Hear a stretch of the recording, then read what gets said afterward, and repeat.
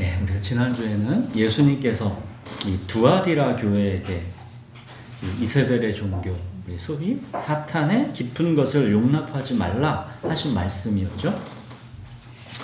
예, 이세벨의 종교에서는 예배의 대상이 하나님이 아니라 하나님을 이용한 내 행복과 자기 실현, 이렇게 자기 자신이 사실은 내가 궁극적으로 예배하는 신인 것입니다.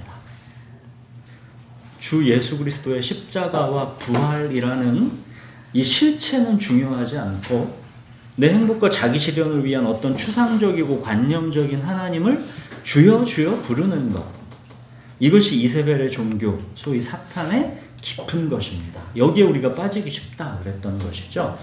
자, 오늘은 7교회 중에 5번째 이 사대교회에 주시는 예수님의 말씀입니다. 우리 본문 같이 읽겠습니다. 계시록 3장 1절부터 6절까지 우리 번갈아 읽겠습니다. 사대교회의 사자에게 편지하라. 하나님의 7 영과 7 별을 가지신 이가 이르시되 내가 내 행위를 아노니 내가 살았다 하는 이름은 가졌으나 죽은 자로다.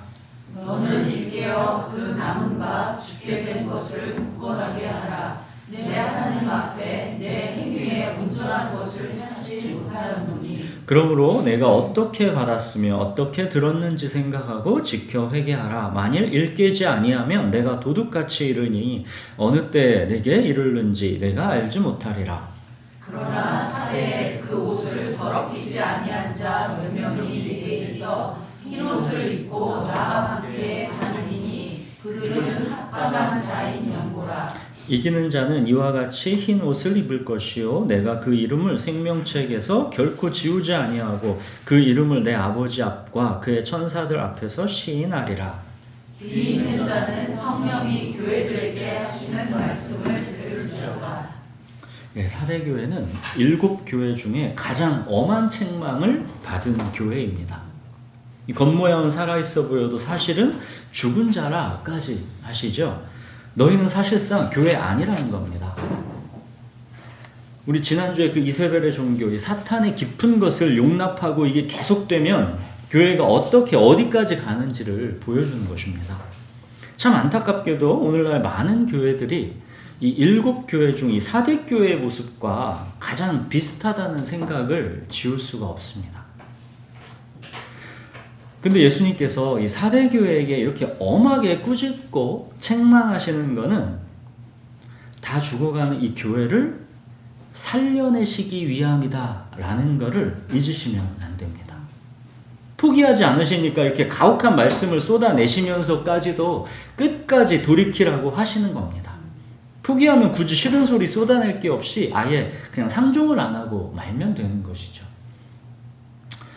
자, 우선 이 사대라는 도시가 어떤 특징이 있는지 우리 간략히 살펴보겠습니다. 이 사대는 이 고대 리디아 제국의 수도였고 그 강에는 사금이 많아가지고 금 제련 기술이 발달했던 부자 도시였습니다. 이렇게 부자 도시인 사대는 가파른 절벽 위에 자리 잡고 있었기 때문에 이 지형적으로도 천연 요새라 난공불락의 도시였습니다. 그런데 이 난공불락의 도시가 BC 546년 이 페르시아 제국의 이 고레스 왕 때 함락되는 일이 있었는데 그 함락된 이유가 이 고대 역사가 헤로도토스의 책에 이렇게 기록되어 있습니다. 그러니까 어느 날 사대의 이 병사 한 명이 성벽 위에서 이제 보초를 서다가 실수로 투구를 성 밖으로 떨어뜨립니다. 근데 그 병사가 그 투구를 주우러 이제 내려가는 장면을 페르시아 병사가 우연히 지켜보게 됩니다. 사대 병사가 투구를 줍기 위해 내려간 그 비밀스러운 길이 바로 사대 성벽 아래의 이 약한 지점이었던 겁니다. 이 약한 지점이 사대 병사의 경계 실수로 인해서 페르시아 군사에게 이제 발각된 것이죠. 그래서 페르시아의 소수 정예의 이 병사들이 밤에 이제 절벽을 기어오르기 시작합니다. 사대 병사들은 누구도 이 절벽 올라와 침입할 수 없다라고 자신하고 있었기 때문에 경계를 완전히 소홀하게 그렇게 하고 있던 상태였습니다. 당연히 페르시아군은 아무런 저항도 받지 않고 절벽을 따라서 성벽 위로 올라가게 된 것이죠.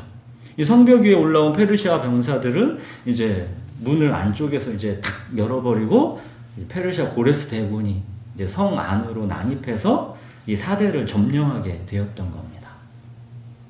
자, 지금 이 4대 교회의 영적 상태가 예전에 4대 도시가 이 몰락했을 때와 같이 깨어있지 않고 안일하게 방심했던 때랑 비슷했던 겁니다.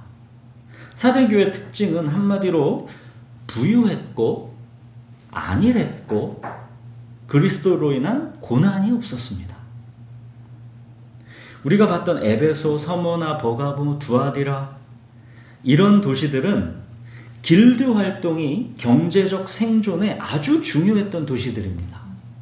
길드에서 우상에게 제물을 바치고 음란한 의식에 참여하는 일이 흔했기 때문에 많은 교회가 경제적, 신앙적 갈등을 겪을 수밖에 없는 구조였던 것이죠.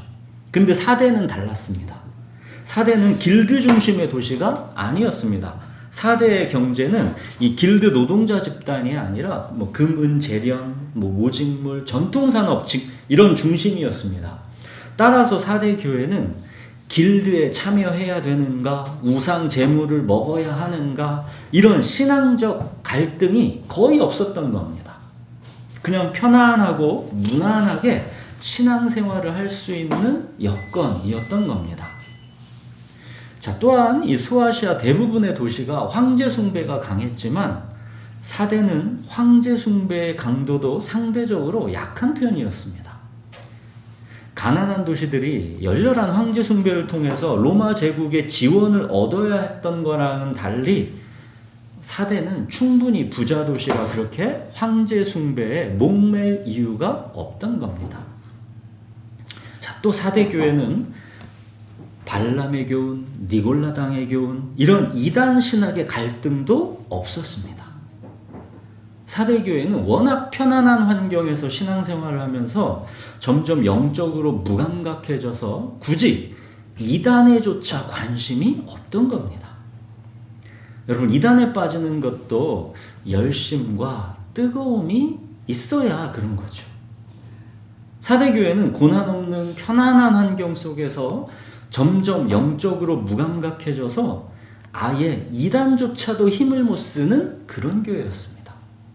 이단에 빠질 만큼의 관심조차도 없는 교회, 신앙의 열심과 싸움이 없는 교회, 사단이 공격할 필요도 없는 교회. 이렇게 따뜻한 주전자 속에서 개구리가 편안하게 익어가듯이 딱 그런 상태가 지금 이 4대 교회의 현실이었던 것입니다. 자, 보십시오. 외부의 박해도 없고 먹고 사는데 걱정 없이 적당히 부유하고 아무런 신앙생활로 인한 고난이 없는 교회, 이단에 빠질 만큼의 열심과 뜨거움도 없는 교회.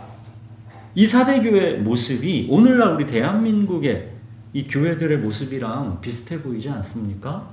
사실 우리 교회의 모습에도 이 4대 교회의 모습이 보이지 않습니까? 자, 이런 4대 교회를 우리 예수님은 이제 끝까지 포기하지 않으시고 살려내시려고 지금 이 편지를 하시는 것입니다. 자, 1절부터 보십시오. 4대 교회는 예수님이 이제 어떤 분으로 묘사되고 있습니까? 하나님의 7영과 7별을 가지시니. 7은 완전수라 했죠. 별은 교회라 했죠.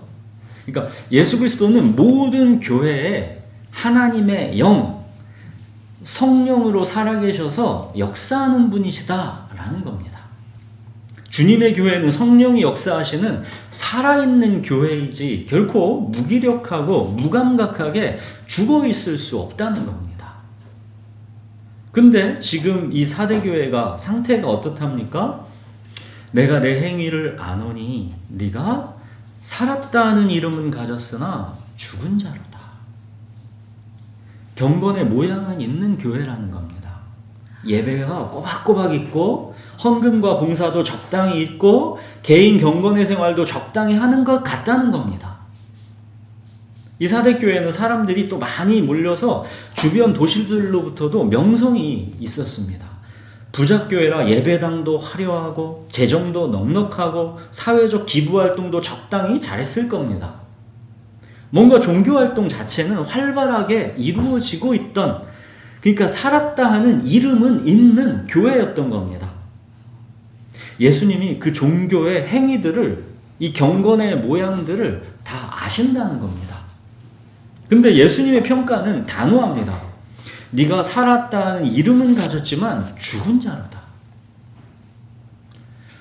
종교 행위들은 활발하게 이루어지고 있지만 예수 그리스도의 십자가와 부활, 예수 그리스도의 생명이 교회에 없다는 겁니다.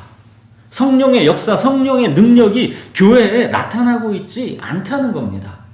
세련된 종교 동호회, 친목단체 그 이상은 아니라는 겁니다. 그런 거는 교회가 아니라는 겁니다. 나는 세상과 너희가 도대체 어떤 차이가 있는 건지 모르겠다는 겁니다. 추구하는 욕망, 살아가는 목적, 어느 것 하나 세상과 사실 다름이 없지 않느냐 하는 겁니다. 교회에서 나를 위해 한다는 모든 행위들도 그것이 나와 무슨 상관이 있는지를 모르겠다 하시는 겁니다. 겉으로는 살아있는 것처럼 보였지만 하나님 보시기에는 이미 생명력을 잃은 교회라는 겁니다. 살아있지 않은 마른 뼈들이라는 겁니다. 교회의 생명은 경건의 모양에 있는 것이 아니라 경건의 능력, 하나님과의 관계에 달려있는 것입니다. 예수 그리스도의 십자가와 부활로 말미암는 이 하나님과의 관계가 없고 성령의 역사와 능력이 없다면 아무리 종교적 모양, 경건의 모양을 잘 갖춰 있다 한들 그거는 죽은 교회라 하는 것입니다. 여러분, 예수님은 사대교회의 말을 듣고 평가하시는 게 아니라 내가 내 행위를 아노니 이렇게 행위로 안다 하십니다. 주여 주여 입술의 고백이 아무 의미가 없는 것이고 하나님의 뜻대로 하는 행위, 그 행위의 이 실체를 아신다라는 것이죠.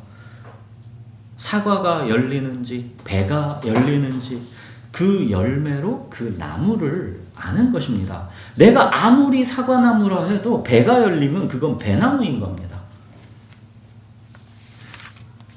이 사대교회는 입술로 주여 주여 경건의 모양을 나타내고 있지만 그 행위의 열매로서의 경건의 능력이 전혀 나타나고 있지를 않았던 것입니다. 네가 살았다는 이름은 가졌지만 죽은 자로다. 여러분, 그런 하나님은 죽은 자의 하나님이 아니라 산 자의 하나님이십니다. 죽은 신앙, 죽은 예배는 하나님과 아무 관계가 없습니다. 하나님은 죽은 자의 하나님이 아니시기 때문입니다.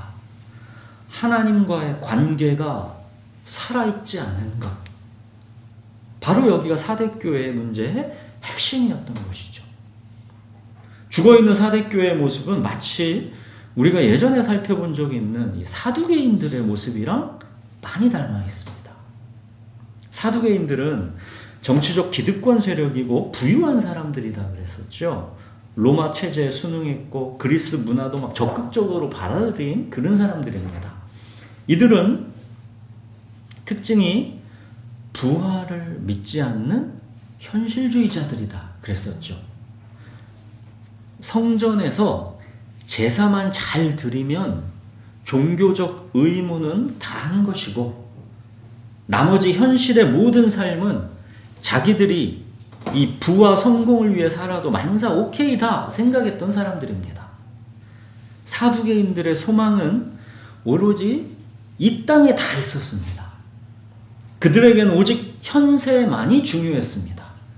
이 세상에서 잘 먹고 잘 살면 그걸로 그들에는 충분했던 겁니다. 그들에게 신앙이란 그저 이 땅에서의 삶을 만족스럽게 해주는 종교에 불과했습니다. 이 땅에서 모든 권력과 부를 차지하고 있는 그들의 모토는 당연히 지금 이대로입니다. 지금 이대로. 이 땅에서 잘 먹고 잘 살다가 죽으면 그만이다. 이게 사두개인들의 가치관이었습니다. 사두개인들은 부활이나 믿고 있는 바리새인들과 일반 그때 백성들은 참 한심하다라고 생각했습니다. 그들은 이 땅에서 잘 먹고 잘 사는 것만이 중요한 철저한 현실주의자들이었던 것이죠. 자, 보십시오. 4대 교회의 모습. 오늘날 우리 교회들의 모습이 바로 이 땅에서 잘 먹고 잘 사는 것만 중요했던 이 사두개인들의 모습이랑 참 많이 닮아있죠. 예수님은 바리새인들에 대해서는 자주 꾸짖고 책망하기도 하셨지만 이 사두개인들이랑은 아예 상종 자체를 거의 안 했던 것 기억하실 겁니다. 여러분, 사두개인들의 문제, 또 이 4대 교회의 문제, 그 핵심은 부활을 진정으로 믿고 있지 않다는 것. 부활이 오늘 내 현재의 삶으로 뚫고 들어와서 생명력을 나타내고 있지 못하다라는 것입니다. 나는 부활이요 생명이니 나를 믿는 자는 죽어도 살겠고 무릇 살아서 나를 믿는 자는 영원히 죽지 아니하리니 네가 이것을 믿느냐. 사대교회는 이제 내가 사는 것 아니요 내 안에 그리스도께서 사시는 것이라. 이 부활 생명, 이 성령의 생명력이 없는 교회였던 것입니다. 그래서 예수님은 1절에 하나님의 7 영과 7 별을 가지시니 이렇게 표현하고 있는 겁니다. 여러분, 죽은 자가 아닌 산자인 우리 그리스도인은 하나님의 영, 성령이 내 안에 계시는 것이고, 성령은 말씀이 살아계신 하나님의 말씀이다라는 것을 내 속에서 증거하시고 말씀을 통해 역사하시는 것입니다. 그렇게 성령은 말씀이 내 안에서 생명이 되게 하시는 겁니다. 말씀이 지식에 불과한 것이 아니라 말씀이 내 생각을 바꾸고 내 감정을 새롭게 하고 내 의지를 변화시키는 것입니다. 그래서 말씀이 내 삶을 이끄는 실제적인 생명력으로 작용하는 것입니다. 이렇게 말씀이 내 속에서 살과 피가 되는 것이고 내 존재를 이루는 것입니다. 말씀을 그래서 생명의 양식이다 그러는 것이고 말씀은 그래서 읽는 게 아니라 먹는 것이다 하는 것입니다. 사랑하는 여러분, 하나님은 지금 이곳에 내 현실에 말씀으로 살아서 나와 함께 계십니다. 내 안에 계신 성령님께서 말씀이 생명이 되게 하시는 겁니다. 말씀을 통해 지금도 우리는 살아계신 하나님을 듣고 보고 만지는 것입니다. 이렇게 하나님이 말씀으로 내 안에 살아계시는 것, 이게 바로 산자이고 하나님 그 산자의 하나님이신 것입니다. 자, 2절을 또 보십시오. 너는 일깨어 그 남은 바 죽게 된 것을 굳건하게 알아. 내 하나님 앞에 내 행위에 온전한 것을 찾지 못하였노니. 거의 다 죽어가고 있지만 아직 완전히 죽은 거 아니라는 겁니다. 그죠? 남아있다라는 거죠. 다시 살아나라는 겁니다. 그렇게 다시 살아나기 위해 네 말이 아닌 네 행위를 온전하게 하라는 겁니다.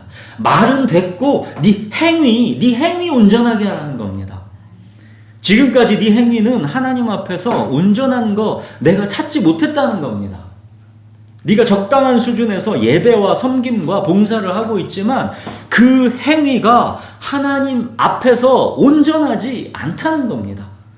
너의 자기 만족적인 동기 수준에서 모든 행위들이 그냥 적당히 이루어지고 있을 뿐이지 진정한 자기 부인, 자기 자신을 산 제물로 드리는 예배, 이 행위의 온전함을 내가 너희에게서 찾아볼 수가 없다라는 말씀입니다. 3절 보십시오. 그러므로 네가 어떻게 받았으며 어떻게 들었는지 생각하고 지켜 회개하라. 만일 일깨지 아니하면 내가 도둑같이 이르니니 어느 때 내게 이르는지 내가 알지 못하리라. 주 예수 그리스도의 복음, 이 복음이 너희 4대까지 전해지기 위해서 예수님의 십자가와 고난, 이 죽음이 어떤 것이었으며 또 얼마나 많은 사람들이 이 복음을 전하기 위해서 피를 흘리고 죽었는데 너희가 이 복음을 어떻게 받은 것인데 너희가 이렇게 죽은 자로 살아간단 말이냐, 그런 뜻입니다. 너희는 사실상 심판과 부활을 믿고 있지 않구나. 이 땅의 삶이 전부라고 사실은 니네가 생각하고 있구나. 그래서 지금 이 순간들만 부요하고 만족하게 살아가면 된다, 그렇게 생각하고 있구나. 그러나 너희는 큰 착각하고 있다. 내가 반드시 다시 온다 하지 않았느냐? 나는 부활이요 생명이라 하지 않았느냐? 내가 도둑같이 어느 날 반드시 올 것이다. 노아 홍수 때도 사람들은 다 하나님 어디 있냐고, 무슨 심판이냐고 다 그랬지만 결국 어떻게 되었는가를 기억하라. 너희는 그때 화를 당하지 않게 깨어 있어라. 예전에 난공불락으로 안전하다고 여겨졌던 너희 사대가 페르시아에 의해서 도둑같이 함락되었듯이 그 심판의 날이 반드시 온다는 것을 기억하고 깨어 있으라. 그 말씀입니다. 그렇게 다시 깨어나기 위해 너희가 어떻게 주 예수 그리스도의 이 복음을 받았고 들었는지 그 첫사랑을 기억하고 다시 돌이켜서 회개하라는 것입니다. 자, 이렇게 사대교회가 다 죽은 것 같지만 여기에도 아직 그루터기는 남아 있습니다. 4절 보십시오. 그러나 사대에 그 옷을 더럽히지 아니한 자 몇 명, 그 몇 명이 내게 있어 흰 옷을 입고 나와 함께 다니리니 그들은 합당한 자인연고라. 그 옷을 더럽히지 아니한 자. 이 말씀은 단순히 법규 잘 지키는 도덕적 행위를 지금 말씀하는 게 아닙니다. 옷은 성경에서 언제나 정체성을 말하는 겁니다. 정체성. 옷을 입으면 그 사람이 어떤 정체성을 가진 사람이라는 것을 나타내는 것이죠. 영적 소속 상태를 상징하는 게 옷입니다. 성경에서는. 그러니까 옷을 더럽히지 않았다라는 것은 이 존재의 중심이 이세벨의 종교에 물들지 않고 주 예수 그리스도로 옷 입고 있다라는 것입니다. 육체의 정욕과 이생의 자랑, 이렇게 세상을 사랑해서 바알에게 무릎 꿇는 영적 무기력과 나태함, 이게 옷을 더럽히는 겁니다. 그러나 거의 대부분이 그렇게 죽어있는 상태인 사대교회에 그 옷을 더럽히지 아니한 자, 바알에게 무릎 꿇지 않은 7,000명 같이 그런 남은 자들이 있다는 겁니다. 하나님은 이 남은 자들, 이 씨앗, 이 그루터기로 죽어가는 교회 이 전체를 이제 다시 살려내시려고 하는 것입니다. 하나님은 그렇게 남은 자를 통해 새 일을 시작하시는 것이죠. 자, 5절 또 보십시오. 이기는 자는 이와 같이 흰 옷을 입을 것이요 내가 그 이름을 생명책에서 결코 지우지 아니하고 그 이름을 내 아버지 앞과 그의 천사들 앞에서 시인하리라. 흰 옷은 의로움과 정결함 그리고 부활 생명을 상징합니다. 이는 단지 도덕적 깨끗함이 아니라 그리스도의 피로 씻김받은 존재다. 이 정체성을 말하는 것이죠. 또 이기는 자는 내가 그 이름을 생명책에서 지우지 않겠다 하시는 말씀은 생명책에 있을 거라 여겨졌던 어떤 사람들이 생명책에 사실은 없을 것이다 라는 무서운 진리를 내포하고 있는 것입니다. 표면적 유대인이 아니에요. 이스라엘이 다 이스라엘이 아니다 라는 말씀과 똑같은 겁니다. 하나님은 결코 죽은 자의 하나님이 아니라 산 자의 하나님이다 말씀하시는 겁니다. 그 이름을 내 아버지 앞과 그의 천사들 앞에서 시인하리라. 주 예수 그리스도를 부끄러워하지 않는 사람, 그렇게 담대하게 세상과는 구별되어 살아가는 사람을 예수님도 하나님 앞에서 또 천사들 앞에서 이 사람이 내 사람입니다, 이 교회가 내 교회입니다 하신다는 겁니다. 사랑하는 여러분, 사대교회가 사실상 왜 세상과 똑같은 걸 추구하고 아무런 구별됨이 없이 그렇게 실상은 죽은 자처럼 그렇게 살아갔을까요? 사대교회는. 이 땅의 삶이 사실상 그들의 마음속에서 이게 전부다라고 생각했기 때문입니다. 심판과 부활을 사실상 믿고 있지 않았기 때문입니다. 사대교회는 마땅히 두려워할 자를 두려워하지 않은 것이죠. 그저 세상의 가치관과 이 세상에서의, 이 땅에서의 부유함, 여기에만 두려워하면서 종이 되어 끌려갔던 겁니다. 예수님께서 말씀하셨던 어리석은 부자 이야기, 고난이 없고 편안하게 부유하게 살았던 이 사대교회 이야기가 어리석은 부자 이야기입니다. 어리석은 부자가 그랬죠. 영혼아, 여러 해 쓸 물건을 많이 쌓아두었으니 평안히 쉬고 먹고 마시고 즐거워하자. 이게 어리석은 부자의 자신감이었죠. 나 은퇴 후에 쌓아놓은 많은 재산이 있어. 나 건강해. 할 거 많아.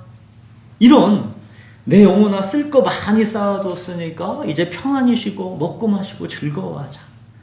근데 하나님 그 어리석은 부자에게 뭐라 합니까? 어리석은 자여, 오늘 밤에 네 영혼을 도로 찾으리니 그러면 네 준비한 것이 누구의 것이 되겠느냐.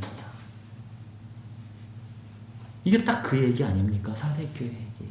천연 요새 난공불락의 이 부자 도시 사대, 이 사대가 어느 날 도둑같이 페르시아에 함락되었던 것, 이 사실 잊지 말라는 것이죠.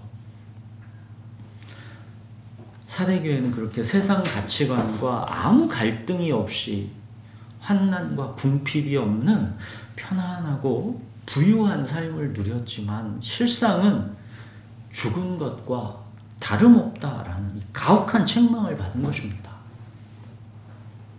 서문학교에 기억합니까? 네 환난과 궁핍을 알거니와 실상은 근데 네가 부유한 자라. 이게 서문학교의 칭찬이었죠. 사대교회는 이거랑 지금 반대인 것이죠. 여러분, 천국은 언제나 가난하고 애통한 자의 것입니다. 그러나 이 진리의 말씀은 언제나 이 귀 있는 자에게만 들린다는 것이죠. 6절 보십시오. 귀 있는 자는 성령이 교회들에게 하시는 말씀을 들을지어다. 사랑하는 여러분, 하나님은 죽은 자의 하나님이 아니라 산 자의 하나님이십니다. 산 자에게는 상속자의 고난이 없을 수가 없습니다. 고난이 없던 사대교회는 사실상 고난이 없는 것이 아니라 그들이 마땅히 감당했었어야 할, 마땅히 받아들였어야 할 상속자의 고난을 자기들이 피한 것이죠. 말하자면 말단사원으로 일찍 출근해서 회사 경영을 배웠어야 할 상속자가 회사 출근하지 않고 놀러 다닌 겁니다. 여러분, 상속자에게는 주님께서 자기 이름을 위해서 의의 길로 그를 인도하시는 것이기 때문에 주님이 의의 길로 자기 이름을 위해서 인도하시는 것이기 때문에 고난과 연단의 시간이 반드시 있습니다. 고난과 연단의 시간이 그에게 없다라는 것은 그가 상속자가 아니라는 겁니다. 상속자인데도 놀러 다니고 있다는 것입니다. 여러분, 상속자는 심지어는 이 땅에서의 삶 자체가 그냥 몽땅 다가 주님의 고난의 자취를 따라가는 삶입니다. 참으로 아이러니하지만 그것이 이 땅에서 하나님 앞에서의 산자의 삶의 핵심입니다. 그러나 이 산자의 이 모든 삶은 결코 정죄함이 없다. 하나님의 사랑에서 그 무엇도 끊을 수 없다. 이 위대한 괄호 안에 확고하게 묶여 있습니다. 여호와는 나의 목자시니 내게 부족함이 없으리로다. 이것이 이미 확정되어 있는 삶입니다. 그의 모든 삶의 과정에서 내 평생의 주의 선하심과 인자하심이 반드시 나를 따르고 있다라는 것, 여호와의 집에서 영원히 살 것이다라는 것, 이렇게 하나님의 역동적 주권 속에서 살아가는 것입니다. 이것이 바로 죽은 자가 아닌 산자, 우리 그리스도인의 이 땅에서의 삶인 것입니다. 사랑하는 여러분, 여러분은 주전자 속에서 따뜻하고 편안하게 죽어가는 개구리처럼 살았다 하나 실상은 죽은 자가 되시겠습니까? 아니면 주 예수 그리스도의 이름을 부끄러워하지 않고 담대히 상속자의 고난을 받아들이는 산자로 살아가시겠습니까? 여호와는 나의 목자시니 내게 부족함이 없으리로다. 이 신비로운 믿음과 축복은 산자의 하나님께서 산자에게 주시는 것임을 잊지 마십시오. 사랑하는 여러분, 부활이 없다 하는 사두개인처럼 이 땅에서 편안함과 안락함에 취해가는 이 사대교회처럼 이 땅이 전부인 것처럼 그렇게 살아가지 마십시오. 그거는 옷을 더럽히는 것입니다. 여러분, 무엇이 옷을 더럽히는 것이고 무엇이 옷을 더럽히지 않는 것인지 그 본질을 아셔야 됩니다. 우리가 다 연약하고 부족하지요. 미움, 다툼, 시기, 질투, 분노, 씨름하고 막 넘어집니다. 근데 이런 게 옷을 더럽히는 핵심이 아닙니다. 이 땅이 전부인 것처럼 살아가는 것. 이 편안함과 안락함 속에서 그냥 나태하게 살아가는 것. 이것이 예수 그리스도의 옷을 더럽히는 그 핵심이고 본질인 것입니다. 이게 바로 살았다 하나 죽은 자인 것입니다. 이걸 아주 잘 보여주는 말씀이 빌립보서에 있죠. 빌립보서 우리 3장 한번 찾아보겠습니다. 우리 신약 321페이지에 빌립보서 3장 18절에서 21절까지를 한번 보십시오. 신약 321페이지에 빌립보서 3장 18절부터 21절까지입니다. 제가 한번 읽어보겠습니다. 바울이 교회에 이러는 겁니다. 지금 내가 여러 번 너희에게 말하였거니와 이제도 눈물을 흘리며 말하노니 여러 사람들이 그리스도의 십자가의 원수로 행하느니라. 그들의 마침은 멸망이요 그들의 신은 배요 그 영광은 그들의 부끄러움에 있고 땅의 일을 생각하는 자라. 이게 지금 살았다 하나 죽어있는 사대교회와 같은 그런 모습인 것이죠. 그러나 산자는 이렇다는 겁니다. 그러나 우리의 시민권은 하늘에 있는지라. 거기로부터 구원하는 자 곧 주 예수 그리스도를 기다리노니 그는 만물을 자기에게 복종하게 하실 수 있는 자의 역사로 우리의 낮은 몸을 자기 영광의 몸의 형체와 같이 변하게 하시리라. 주 예수 그리스도께서 오실 것이다. 우리가 부활할 것이다. 이게 산자입니다. 처음 사대교회에 그 옷을 더럽히지 아니한 몇 명, 그 구체적인 사례가 이 빌립보서 이 앞에 나오죠. 2장으로 한번 조금만 보십시오. 빌립보서에. 먼저 디모데입니다. 2장 21절 22절 보십시오. 그들이 다 자기 일을 구하고 그리스도 예수의 일을 구하지 아니하되 디모데의 연단을 너희가 안 하니 자식이 아버지에게 함같이 나와 함께 복음을 위하여 수고하였느니라. 이게 자기 옷을 더럽히지 아니하는 것입니다. 그 다음에 에바브로디도가 나오죠. 30절에 보시면 그가 그리스도의 일을 위하여 죽기에 이르러도 자기 목숨을 돌보지 아니한 것은 나를 섬기는 너희의 일에 부족함을 채우려 함이니라. 이게 옷을 더럽히지 아니하는 것입니다. 사랑하는 여러분, 오늘날도 많은 사람들이 다 사대교회처럼 자기 일만 구하고 그리스도 예수의 일을 구하지 않고 살아갑니다. 마치 이 땅의 삶이 전부인 것처럼 그렇게 예수 그리스도의 옷을 더럽히면서 살아갑니다. 자기들의 지금의 교회 다니는 종교 생활에 아무 문제가 없다라고 생각합니다. 그러나 이거는 살았다 하는 이름은 가졌으나 실상은 죽은 자입니다. 그러나 하나님은 죽은 자의 하나님이 아니라 산 자의 하나님이십니다. 마치 이 땅이 전부인 듯 그렇게 영적 생명이 죽어있는 자가 되지 마시고 시민권이 하늘에 있는 자답게 그렇게 산 자답게 그렇게 예수 그리스도의 일을 구하면서 부활 생명의 능력으로 그렇게 살아가십시오. 교회 다니는 많은 사람들은 요한계시록이 쓰여지니 1세기 말 때나 2000년이 지난 지금이나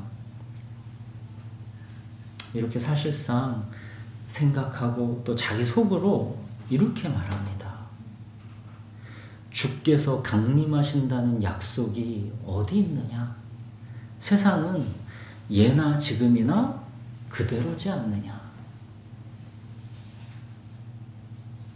그러나 사랑하는 여러분, 주께는 하루가 1000년 같고 1000년이 하루 같다라는 이 한 가지를 잊지 마십시오.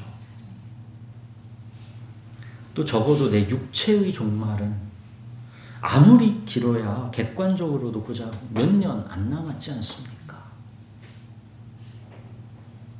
하나님의 심판도 우리 몸의 부활도 반드시 있습니다. 주의 날은 도둑같이 옵니다. 반드시 옵니다. 산자로 깨어 있으십시오. 우리 기도하겠습니다.